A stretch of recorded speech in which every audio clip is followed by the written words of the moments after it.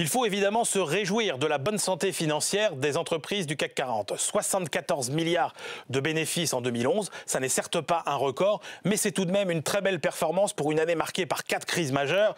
La crise géopolitique partie du Moyen-Orient, la crise énergétique partie de Fukushima, la crise des dettes souveraines en Europe et puis la crise économique en fin d'année. Non, ce qui inquiète davantage finalement, c'est l'ampleur des dividendes, c'est-à-dire de la rémunération des actionnaires. Alors attention, il ne s'agit pas de se placer sur le terrain de la morale, de dire ce qui est convenable ou ce qui n'est pas convenable. Non, mais simplement de constater que finalement ces dividendes très élevés reflètent un partage des fruits de la croissance qui n'est pas optimal, qui n'est pas efficace pour l'économie française dans son ensemble. Alors évidemment, quand on parle partage des fruits de la croissance, on pense tout de suite les actionnaires d'un côté, les salariés de l'autre, le fameux partage de la valeur ajoutée. Eh bien, ça n'est pas là que le bât blesse dans l'Hexagone.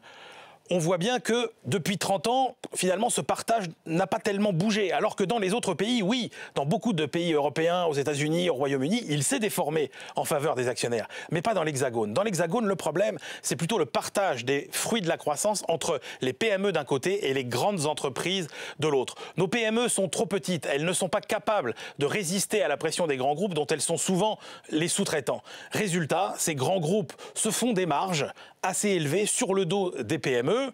Ces marges, finalement, servent à alimenter les dividendes versés aux actionnaires. Elles seraient malheureusement beaucoup mieux utilisées si elles restaient dans les PME et qu'elles étaient utilisées pour financer l'investissement, pour financer des emplois. On voit bien que trop de dividendes, dans ces conditions, n'est pas favorable à plus de croissance pour l'économie française.